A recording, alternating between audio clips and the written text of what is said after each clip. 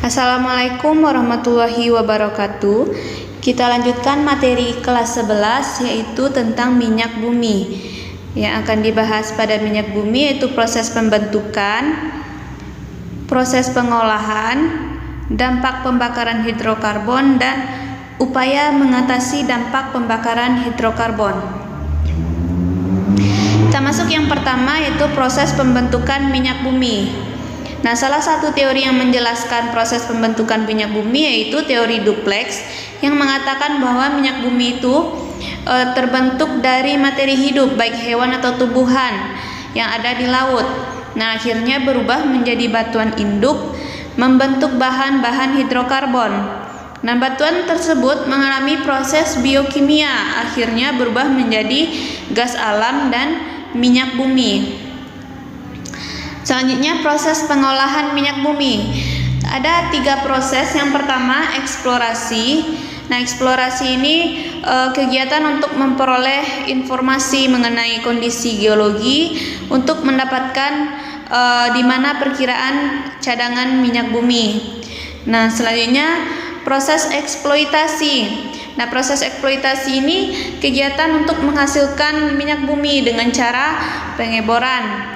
Nah, di sini terdapat beberapa jenis senyawa yang terkandung dalam minyak bumi, yaitu ada karbon, hidrogen, sulfur, nitrogen, dan oksigen dan logam dengan jumlah presentasi yang berbeda. Nah, proses yang ketiga yaitu proses pemisahan. Proses pemisahan ini memisahkan minyak bumi ke dalam fraksi-fraksinya dan mengolah menjadi bahan yang siap digunakan. Nah, proses pemisahan ini ada 2. Yang pertama dilakukan dengan proses destilasi bertingkat, dan yang kedua proses selanjutannya.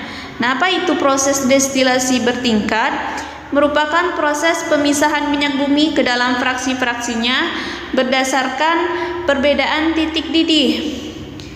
Nah, di sini ada gambar proses destilasi bertingkat. Nah, berdasarkan perbedaan titik didih diperolehlah gas, bensin, nafta, kerosin, minyak diesel, dan pelumas, dan yang terakhir residu. Nah, ini fraksi-fraksi pemisahannya. Nah, fraksinya ada berupa gas, bensin, nafta, kerosin, minyak solar dan diesel, minyak pelumas, residu dengan jumlah atom C yang berbeda dan dengan titik didih yang berbeda dan dengan kegunaan yang berbeda. Di sini dapat Adik-adik lihat pada tabel. Nah, selanjutnya mengenai bensin. Bensin itu merupakan salah satu yang digunakan dalam kehidupan sehari-hari. Nah, kualitas bensin ini kan berbeda-beda, ditentukan oleh bilangan oktan. Nah, apa itu bilangan oktan? Bilangan oktan itu merupakan bilangan yang menyatakan kadar isooktan dalam bensin. Nah, semakin tinggi kadar isooktan dalam bensin, maka semakin bagus kualitas bensin tersebut. Nah, ada beberapa bilangan oktan dari bensin. Nah, jenis bensin yang kita ketahui ada premium, Pertamax, dan Pertamax Plus dengan bilangan oktan yang berbeda.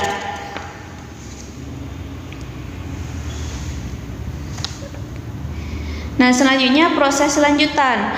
Nah, ada beberapa proses lanjutan. Yang pertama perengkahan atau cracking.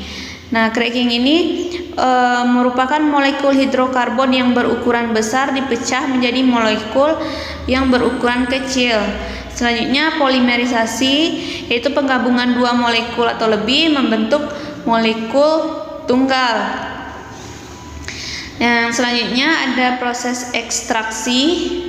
Nah, proses ekstraksi ini pemisahan berdasarkan daya larut.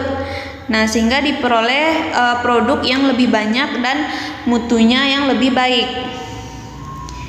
Dan proses kristalisasi. Nah, proses kristalisasi ini pemisahannya berdasarkan titik lebur. Nah, sehingga diperoleh produk lain yang dapat dijadikan sebagai bahan dasar seperti pembuatan plastik, bahan dasar kosmetik, pembasmi serangga dan sebagainya. Selanjutnya ada proses treating. Treating ini proses membersihkan produk dari kontaminasi atau dari kotoran. Nah, pembersihannya dengan menambahkan soda kaustik atau NaOH, tanah liat atau proses hidrogenasi. Nah, yang ketiga yaitu dampak dari pembakaran hidrokarbon.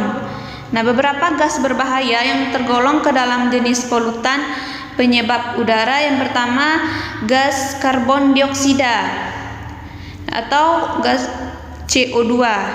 Nah, apabila kadar CO2 ini meningkat melebihi batasnya yaitu kira-kira 0,0035% dari udara bersih.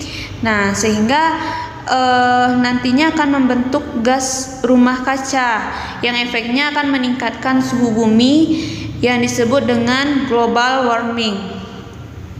Nah, akibatnya kekeringan, mencairnya lapisan es di kutub yang mengancam kehidupan manusia. Selanjutnya gas berbahaya yang lain yaitu gas karbon monoksida. Nah, untuk gas karbon monoksida ini apabila terhirup dia akan berikatan nanti dengan hemoglobin di darah.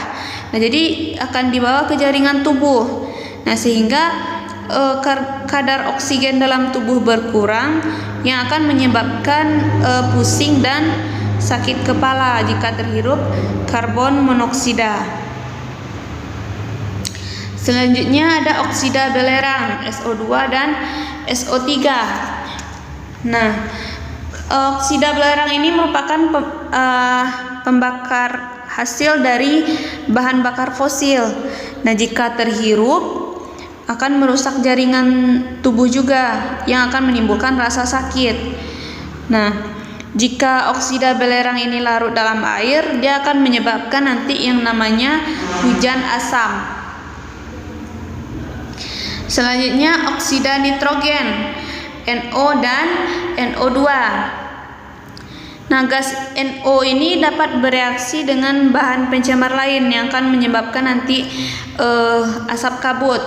Nah, asap kabut ini nanti menyebabkan iritasi pada mata dan saluran pernafasan dan juga dapat mengurangi daya pandang dan membuat tanaman menjadi layu. Itu beberapa gas hasil pembakaran yang berbahaya.